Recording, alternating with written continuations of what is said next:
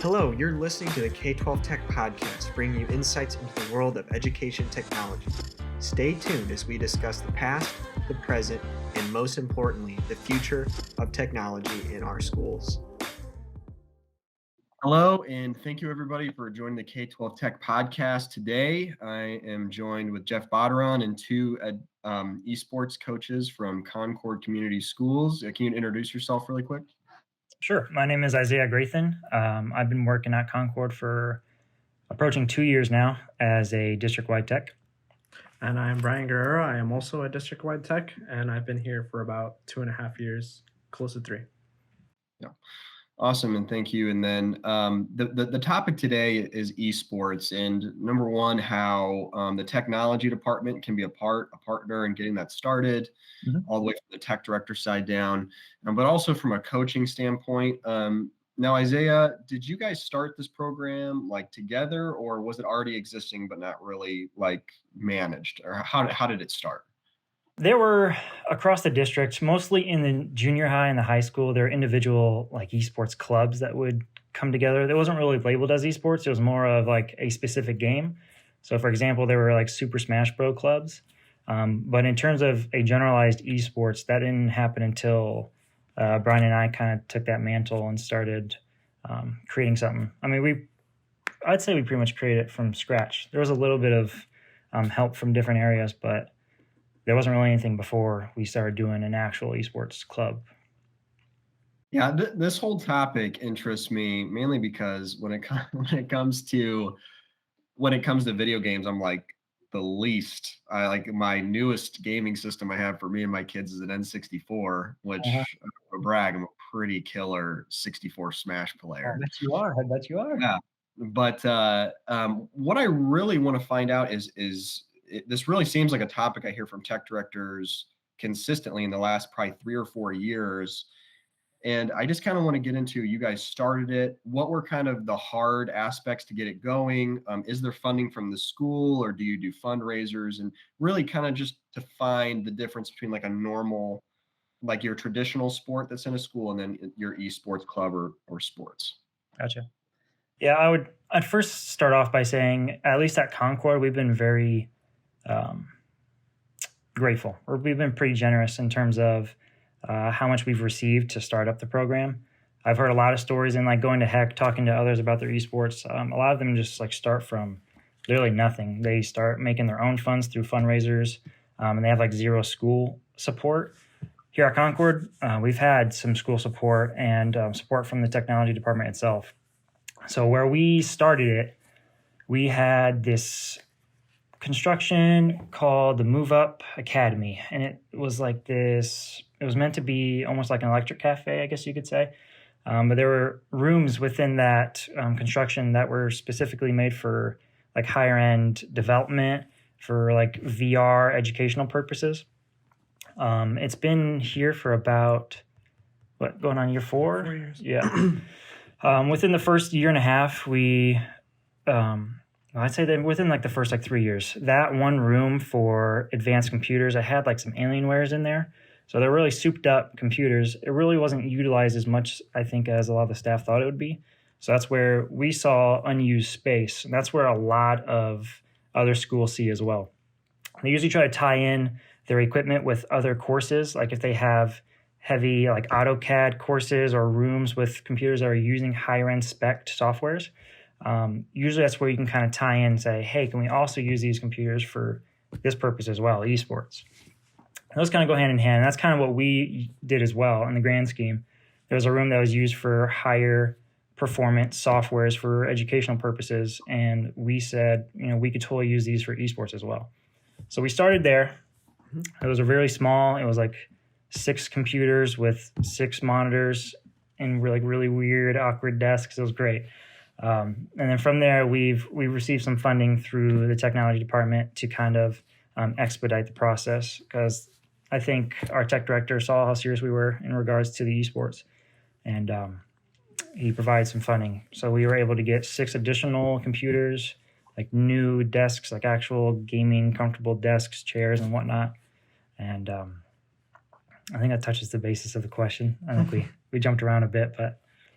And Jeff, I got a question for you coming from the tech director side.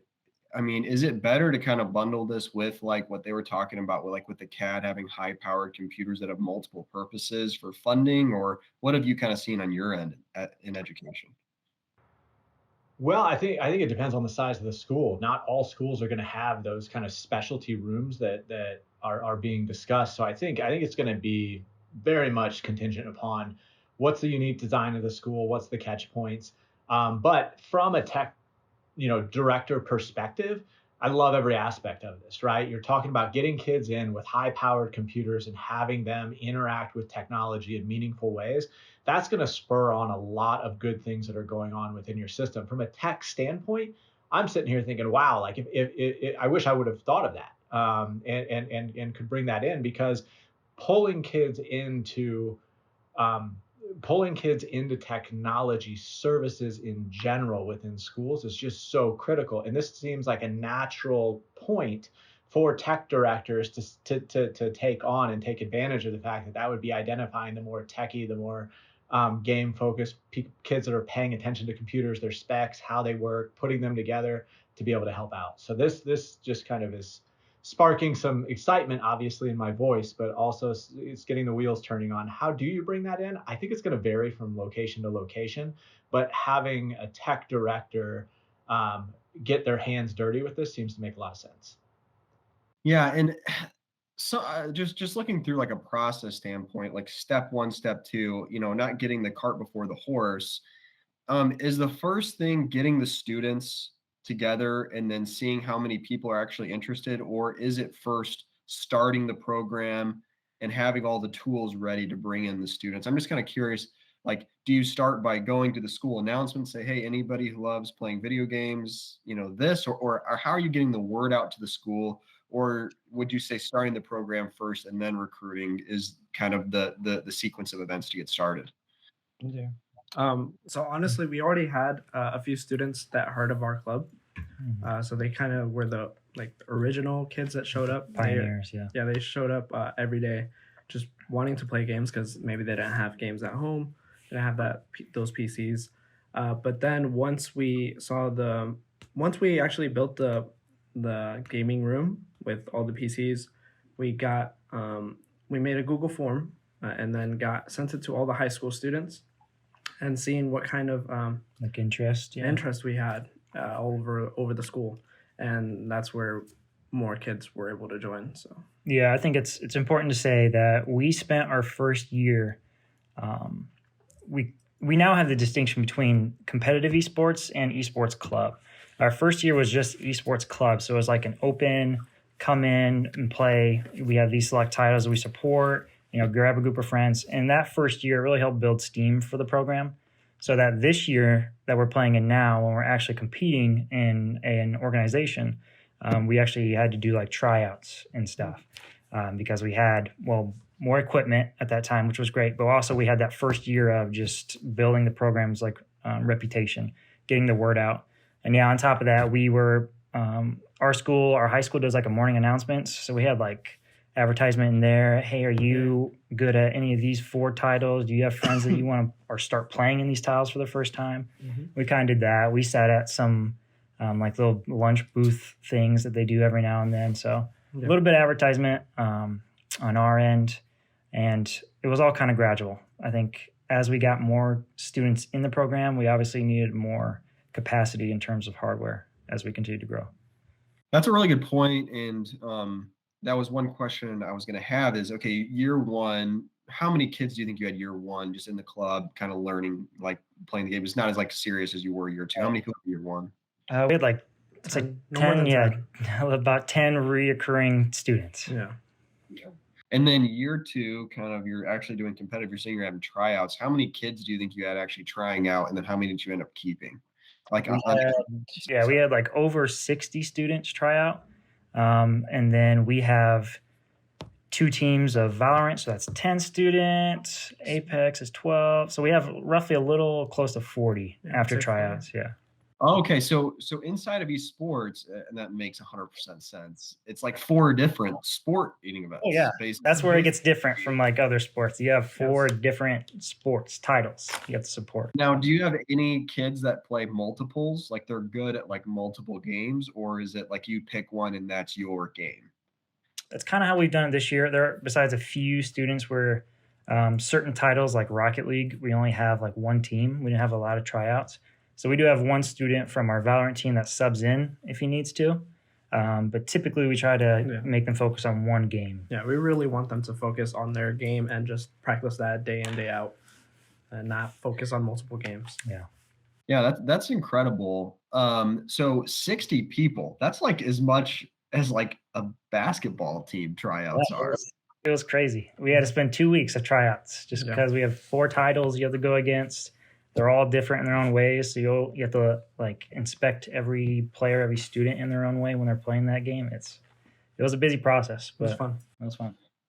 So in esports, I'm assuming that there are K through 12 or high school leagues, right? So there's probably an association, and anything that's like new in technology, it seems like there's a ton that come out and there's only a few that really make it to the top and have a lot of the market share. What would you say is like the number one for, public school, high schools to start an esports league? Like what's the esports team? What's like the number one league that you guys use at Concord? Yeah, so if you are in Indiana, we play with ISON, Indiana High School Esports Network. They're a great option, and this is our first year playing. They're great in terms of like financially because they're completely free to join. All you need is the hardware yourself to perform locally. And then there are other orgs. The biggest one is HSEL, High School Esports League, right? And they're national, if I am correct. There's also others like Play Versus, which I think are national as well. But the HSEL and Play Versus both require funding. So it's like, I don't want to say a wrong number, but I remember like $49 a student for a season or something along that lines. But we went with ISON because it was first year, it was free, and they had some good titles they were supporting. So and we play locally against schools locally. Yes. Yeah, so there's so much stuff there I want to unpack because this is like so interesting. So that's one thing that's not a constraint with esports is you could play schools all over the United States,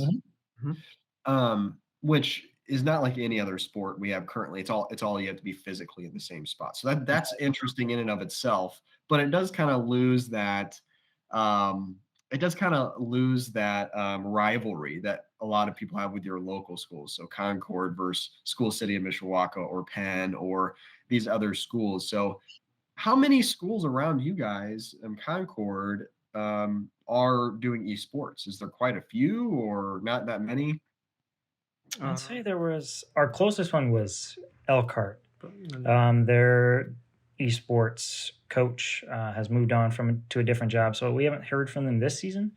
Other than actual like high schools, not a ton around us. No, there's not much. There's like maybe every college 4 around us though has one. Goshen, Bethel, you name it, Purdue. Yeah. More of the high schools that have esports are like in Indianapolis and around that area, like Carmel and bigger schools like that. So. Portage, Portage, yeah. Yeah, okay, Portage is kind of close to you guys. Like, that's probably our closer one. Hour and a half. So, in this platform, like, how do you set up? I'm not very familiar with video games, so I'm going to say so many things. So, correct me. So, the Indiana Association for Esports or whatever, is there some sort of do they have a platform that you meet at, like each school meets at, that there's some sort of regulation, or are you actually like setting up like something inside of the game so that you're playing against each other, right? Like how does that work, setting up a match and all of that? Yeah, so each title has their own like set of rules. Each title is different in terms of how you play the game. So there is a standard and a guideline of the rules you have to have in place. So like I can give you an example for a game Valorant that we play. We play one specific map. There are specific like settings you have to check mark that you go through when you start a match. And then there are certain settings like you can't have any blood like that on. So you have to turn off blood and stuff like that. And there's a guideline or rules for every single title you play. that are pretty much a standard across anyone who's playing in that organization. And that's set up by ISIN. So those regulations are ISIN's regulations. Other leagues might have different regulations and rules. Correct. Yeah, see that's interesting. I'm thinking of games like Call of Duty or ones that might have more blood or be more gory. Like, are those games that can be played in schools, or is that typically like frowned upon when it comes to like association? And Jeff, that might be a good topic for you to talk about as well. Yeah, I've seen schools play Call of Duty and like CS:GO, Counter-Strike, Global Offensive. So it really just varies on the school and how the school board feels about it. Like, it just really depends. Yeah, I think Jeff can add more to that. I think that currently in esports is kind of like the icy slope. It's like what kind of maturity in games can we provide? Really for us, it comes back to what are like local colleges around here playing. If they're supporting titles like Call of Duty, CS:GO, it would be at a disadvantage if we didn't kind of offer those. And I think pulling the colleges into the conversation is going to be certainly part of entryway into conversations with your board. You've got to understand what does the higher ed landscape look like? What are good entry points to that as described by the college? And, obviously, it's an important component of it to also say, what are the advantages of getting kids enrolled? And I think with colleges adopting this, I mean, I'm did a quick Google search as we started this conversation, and I'm seeing scholarship amounts ranging from, a few $1,000s a year to full ride scholarships, $25,000 plus from universities saying, hey, why don't you come here and play esports? So it is an emerging market. I would tend to think that if I was pitching this to my school board, I would start with one of the games that are going to be a pretty good distance away from that slippery slope that we just spoke about, right? I want to start with something that's pretty vanilla, but one that can maybe get kids enrolled and excited about maybe going to one of these, like community opens that are run by the Esports Association in Indiana, to start helping them get that flavor of what does this environment look like? Who are the other kids that are involved? How many schools in Indiana are taking part? Have your kids participated in any of those opens? Yeah, so we've already been in a couple. This past weekend, I went with some of our Super Smash Bros. Teams, players, and they competed in the Manchester University Smash tournament. Mm-hmm. And the top 8 players that place get a scholarship to that school. So that was very fun, and our kids really did well. So that's one of them. Luckily, we have good teams. I don't know if you've heard in South Bend, they have the Bendix Arena, which is like this new esports arena. It's really local to us since it's in South Bend. Yeah. And a lot of the times, like ISIN will host events there. So if we go to an in-person LAN event, it's typically at that nice new Bendix Arena. Yeah, I think Jeff brought up a good point. Like colleges are giving scholarships now. I remember talking with the tech director at Penn, and they were talking about like millions and millions of dollars being given out. This was back in 2000 and maybe 18. There was like something like 30 or 40 million dollars that year being given out in scholarships for esports. Mm-hmm. And this is becoming like a change, especially with like kind of a lot of more just with the physical impact of like football and some other sports kind of losing a little bit of their gas kind of in the public school arena. I can see a lot of people shifting to this. And I mean, especially with COVID too, everyone's stuck inside. Mm-hmm. And think about like Illinois, they almost, I think they didn't have sports for a year and a half around the Chicagoland area. So all these kids who are competitive, they have this competitive nature. They got no outlet other than, really esports. Mm-hmm. So it's going to be interesting to see how this shifts. Like this, like I honestly kind of predict like esports in public schools could be the biggest sport like overall in the next, 10 years. I mean, I could be completely wrong. People love their football, but I mean, just, it seems like that's the way the culture is going. Yeah. So guys, give me an idea here. So I'm tech director. I am interested in esports. I think there may be some advantages to getting more students involved in technology. I'm looking at a list of games here. League of Legends, Hearthstone, Overwatch, Rocket League, Super Smash Bros. I'm even seeing actually NBA 2K and Madden on there. What's a safe place to start with if I'm a tech director thinking, it's probably not a bad idea to go ahead and look at possibly getting one of these games started? What would be two safe entry-level games to start with? So I think Rocket League and Smash for me. Yeah, Rocket League and Smash Bros. Those are two big ones right now. Every school is kind of different. That's why we put out a survey. So if you're really serious about starting one of those titles, I would just list those titles in a form and have students answer that form on a grand scale. Yeah. So then you can see the feedback of what are the most popular titles for our district. Our district, it was Valorant and I think Super Smash. Yeah, Valorant. Yeah, I'd say so. And other districts, they have huge Rocket League pools of players. We don't. We have about 5 right now. Yeah, we don't have. And other schools have 4 or 5 teams of Rocket League. So it really is specific to your district and really what your student body is interested at the moment. And yeah, and obviously I'm seeing those titles on lists that are associated with universities that are offering scholarships for those specific titles. So that's fantastic. What do I have to do to get started with this from a technology standpoint, right? I know a lot about computers. I don't know a lot about gaming computers. Walk me through the difference between the computers that I'm giving my kids as part of their one-to-one program. So maybe it's a Chromebook. It could be all the way up to maybe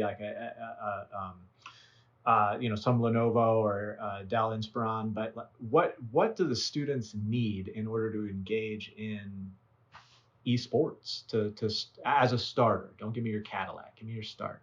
You're fine. Yeah. Budget line. All right, I'm a $3,000 desktops, Alienware only. No, I hear a lot of schools, they have been able to do mobile fleets. So they've been able to do laptop ready hardware. But the majority is usually it's desktop level, if not miniature desktop. And your key components when it comes to playing video games in terms of hardware is right now you really want a minimum of a quad core CPU. You want a dedicated graphics card, so a GPU. So to throw out some names, our computers, we have 1660s in them, and they run any of our esports titles. And just a side note, esports titles in general are typically really easy to run, besides maybe a few, but they're all very well developed so that you can run it on what people will say is a potato. You can run it on a potato is what esports titles are usually, how they're developed. So a high GPU, at least a quad core CPU. You can manage with 8 gigs of RAM. The recommendation now in the field is 16. And then obviously enough storage space to hold all your games. And for us, that's just been desktops. When it comes to monitors and such, you will benefit from a high refresh rate. So we have 144 hertz refresh rate monitors with 1 millisecond input lag.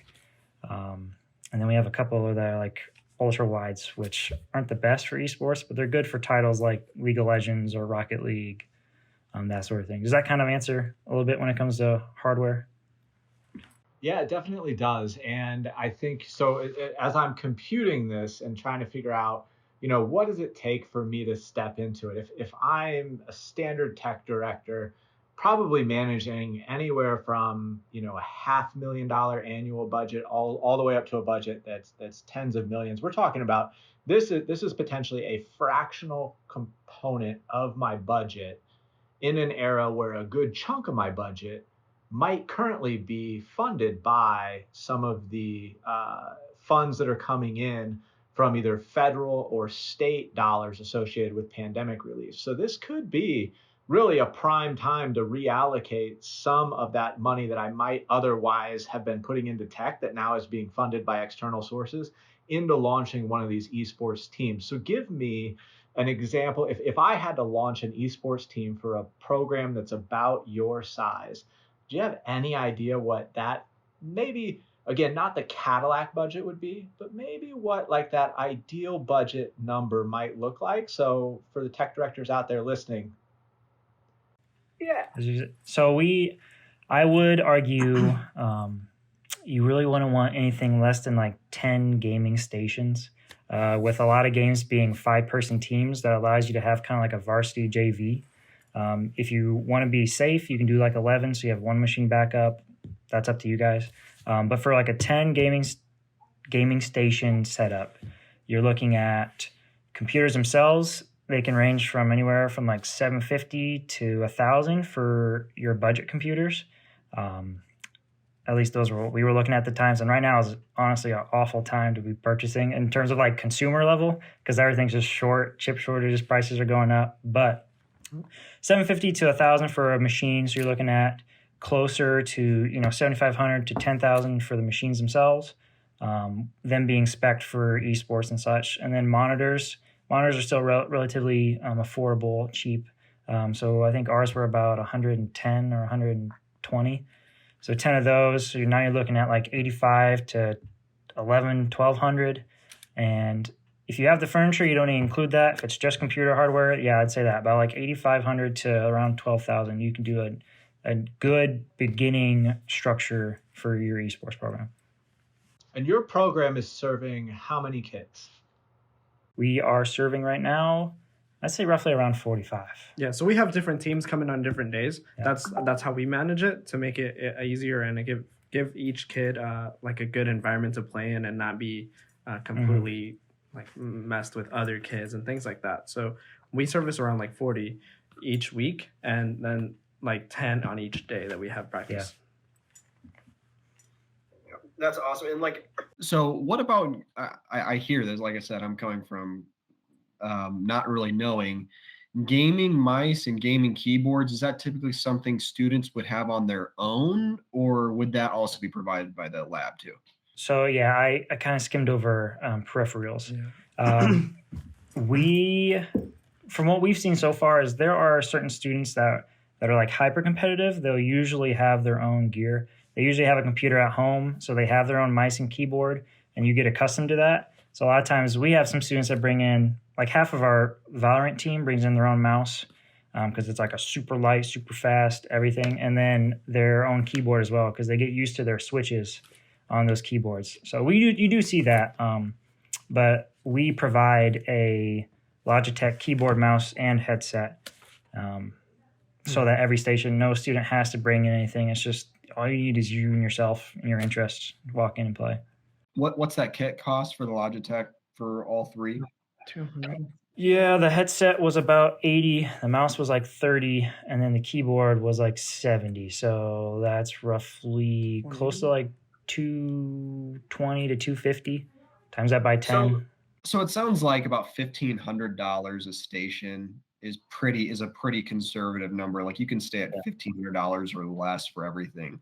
Mm-hmm. And Isaiah, after the call, I'd actually like to work with you, maybe doing like a bronze, silver, gold tier list package, because I think that would be fun to kind of send out to just have that list attached to the podcast. So schools are like, hey, like, you know what, I've got 15 grand. I can invest into this. And I have like an old computer lab that I'm not using anymore. Because I think that would be really interesting. That's a starting option, yeah.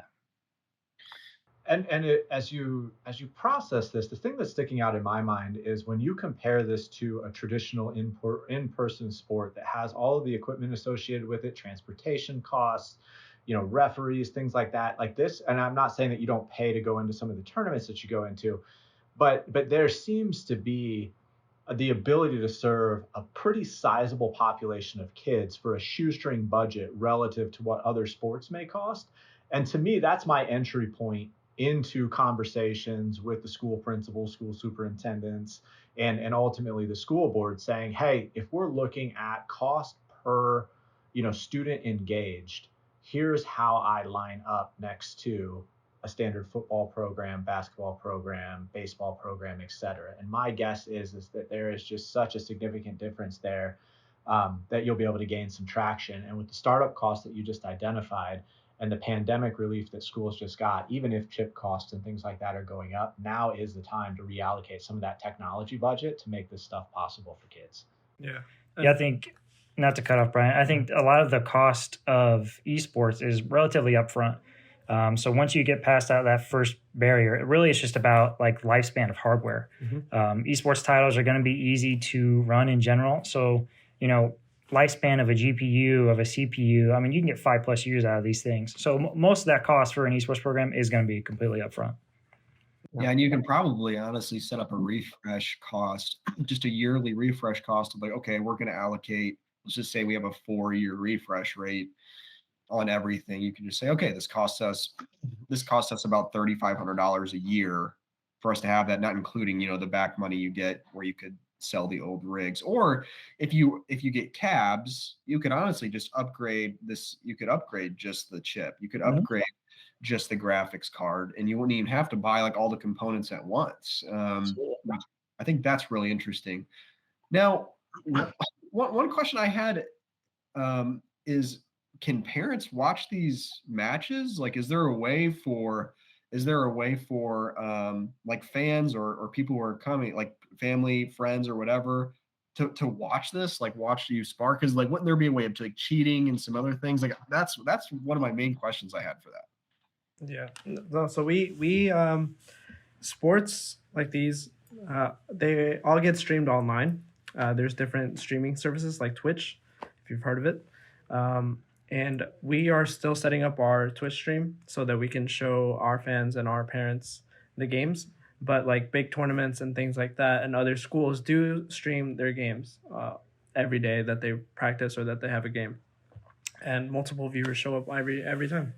Yeah, and a good kind of student body incorporation, what I see a lot of school districts doing, and what I hope we get to at some point, is there's actually positions in esports that are literally just media production students.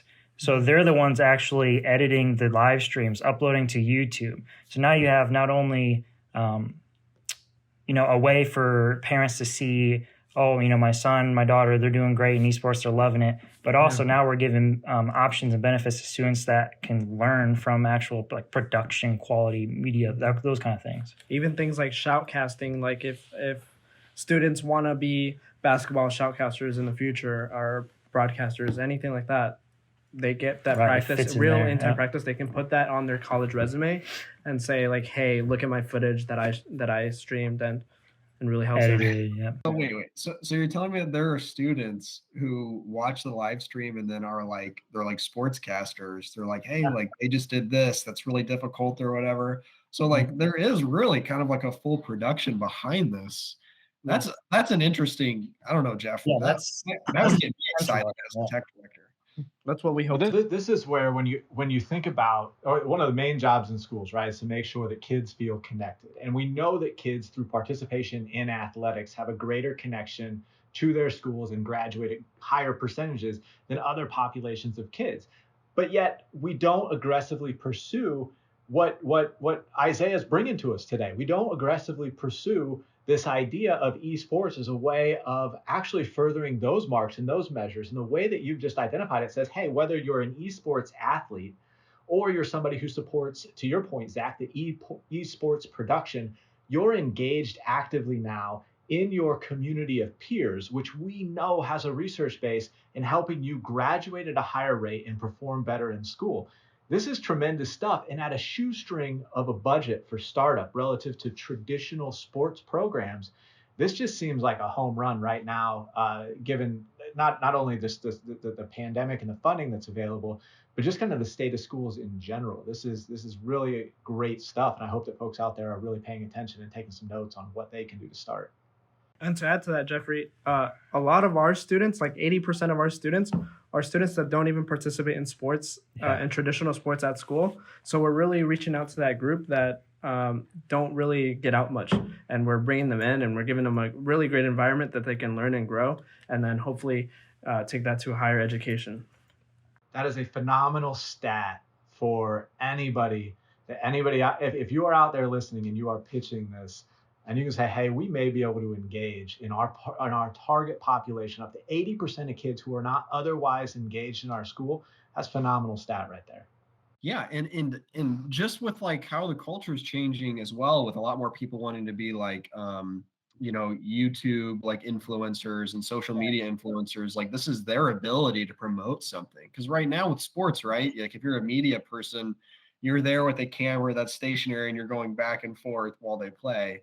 Right. This is like a whole nother set of people to learn the future, honestly, of digital media and how to stream and how to set it up. And I think like when you start looking at this is much larger than just the actual athletes that are doing esports. This is like a whole group and subculture at a school that can learn a lot of extremely valuable future skills, which is incredible. I didn't even think about that and all the stuff that's incorporated in that. Oh yeah, no, Yeah. you can be involved with esports, and you can go up to the collegiate level, and you can have a profession in esports and never play the games. It could be just the media production, the shoutcasters. Even right now, like the Valorant Masters is on right now, and like games are like 30 minutes apart, but then between those 30 minutes, like all it is analytics, shoutcasters talking. There's a huge media production behind it all. Yeah, that's incredible. That's really incredible. So I'm a tech director. I'm so busy. I don't have time to think about anything else other than keeping devices in my students' hands. You're a technology director. You want to get this going. How much time am I looking at in investing, right? By the time I'm trying to get all the equipment, getting it set up, or is it really kind of a set it and forget it? And then another question on top of that you can answer sequentially is the key to having a good program is having a passionate coach? Is that a teacher? Is that someone from the tech team? Because I think like anything like this, it's only going to succeed if you have someone who is devoted to making sure it's successful. Yeah, no, I'm not going to argue against not having a devoted coach. I think that's a huge play. I think Brian and I, we're fortunate that we're relatively younger. We still play the titles that are being supported, and we've grown up playing video games our whole life. So it really fit in for us. To add to that, I think coaches should either one, have a decent, like a little bit of a tech background, or at least have a good relationship with the technology department that are hosting it. Because whereas in traditional sports, you really don't run into technicality of things, but in esports, it's all just technology. So certain softwares may quit running, or like your game crashes in the middle of a tournament or something like that. So you kind of have to be quick on your feet when it comes to technology, but it's not necessarily a necessity, I guess you could say. It just would be very helpful if your coach had a somewhat of a technology background. So probably first steps, I'm a technology director, someone in technology. To get this running, first identify somebody who's passionate in some sort of leadership in the school. I'm guessing it'd be really difficult to do as a parent or something to run a program. I'm not sure, Jeff. I mean, I guess, Jeff, for you to answer, you've been in the school. What would you do if you're going to get this program going? Who would you look to identify to run an esports program in your district? Well, it depends, but I'll tell you, a lot of times, if you toss out the idea of starting something like this, and you get a couple of students that come in and begin speaking with you, they're going to actually be the first place I go to then identify a coach. Great, you want to do this. Who's your favorite teacher? Who's your favorite coach that you currently have in maybe a traditional sport, or who's a recent graduate, right? That's at one of the area colleges that can come in and coach this, and let the kids participate in identifying that coach. If that doesn't work, then I think you just do a community posting with the the benefits to the students outlined, and I think you're probably going to be able to pull somebody in. But I like the idea of having the kids identify essentially their coach up front, and then from there, I think I don't know about your folks' opinions on this call, but I think you start with programs and sports that are already identified by the Indiana Association of Esports that runs this as having like state champions, right? I'm on the state champion page right now, and I'm seeing Super Smash Bros. I'm seeing Division for Rocket League, and Hearthstone and other ones. So it's really neat for me to see all that stuff out there. So I think like number one, I start by saying, okay, let's go after titles that already have crowned state champions, because there's going to be automatic buy-in by my school board that these folks are going to do it. The second thing I want to do is advertise those titles to kids and see which kids are interested. Great. Now I have my kids. Now let's find my coach. Once my coach is there, then I go into technology acquisition And as somebody who runs technology and has identified that kids are phenomenal resources for even setting up technology, I tend to lean towards freeing myself up a little bit by identifying those wonky kids that have already built their own computers at home, are interested in this program, and could take the equipment that I'm buying and assist with setup free of charge because they're so interested in getting this thing launched. Those would be kind of my first steps that I'm thinking about. How do you guys feel about that, Isaiah? No, you're completely correct. The same kids that are bringing in like their own custom-made keyboards, they're pretty tech savvy. So where we see issues arising is not usually with like the hardware itself. It's usually in how does the school manage, like what are system settings that are restricted, certain things that students wouldn't be able to get to use the troubleshoot. Like for our instance, we don't allow an @stu, our student domain, we don't allow them to open up Task Manager for obvious reasons. So then if they wanted to kill an application or end a task, that's something someone with elevated rights would need to do. That's the kind of situation we see issues with, not actually with the technology misunderstanding or. Yeah, and the games have to be updated almost weekly, so students don't have those rights either. So those computers do have to be updated with a staff login, staff login and all that. Yeah. Now, Jeff, is that something where a student lead who's like leading could be given that access, or is that kind of against permissions? Or I mean, I don't know how detailed a school can get on giving permissions to do certain things on certain computers. I think you can get pretty specific. I would have to think that there would be there would be a lot of benefit to a tech director identifying the 10 computers that are part of this program within their infrastructure and saying that those student leads have the ability to do that. So those student leads may be part of a student-led tech team that also helps service other elements of the school, or it may just be who are kind of the senior most or most trustworthy folks on the esports teams that have been identified that could essentially have access to this. Because again, you're only talking about a really limited number of machines that you would have to give away those permissions on, and you'll free that technology director up and their staff from having to do those, essentially like you're saying, weekly updates to these programs to make sure that esports goes uninterrupted. You'd also hate to be at a tournament and not have the ability to do that, right? Right. No, it's a little bit. To kind of fill in a little feedback on how internally we manage, we use SCCM at our district. And we have those set up in their own group so that we can push updates manually.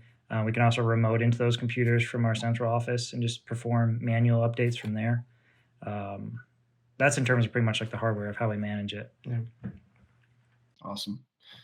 I think this is incredible, and what you guys have done at Concord is incredible. And kind of just in closing, if you could outline kind of the biggest mistakes you think a school could make starting a team out, and then the biggest things that like you need to do this to be successful. If you were to give people 3 or 4 things of like, this is how you're going to be successful, what would they be?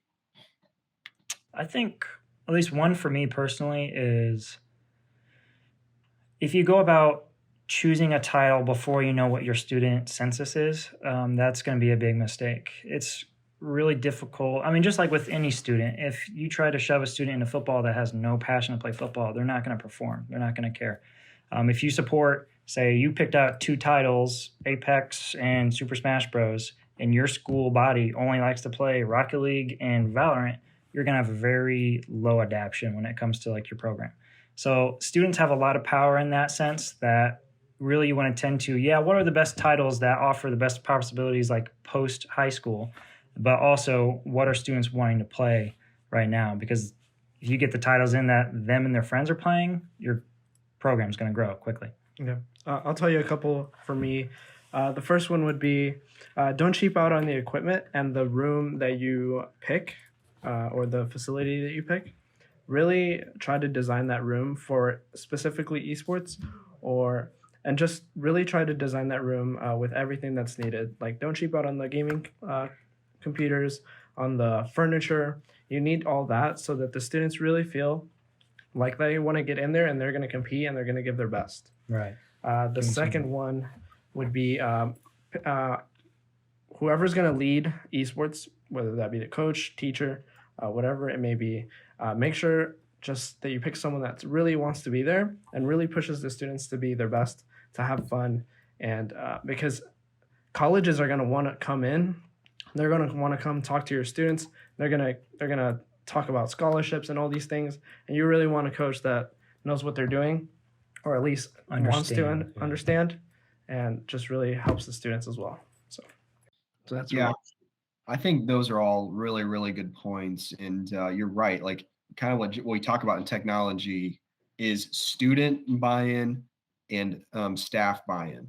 And that should be your immediate focus, is how do I get them to buy in so I have the most students getting involved and the most teachers and staff getting involved. Yeah. Well, I want to thank you guys so much for your time talking about this topic. I'm really excited about this. And then Isaiah, I'm going to work with you to get that kind of like bronze, silver, gold package, maybe for a lab for them to set up. And then we will post a link to that with this podcast. Jeff, do you have any more questions for them before we hop off? I don't. I think that the advice though is just so timely and gives the opportunity, like the stat that was provided, 80% of folks that are participating in these esports are otherwise not engaged in sports in school. Getting that population engaged is just such a critical thing to do, and this offers an excellent pathway into that. I agree. Awesome. Thank you, everybody, for hopping on the podcast. And then we'll talk to you later. Thanks again. Nice talking to you guys.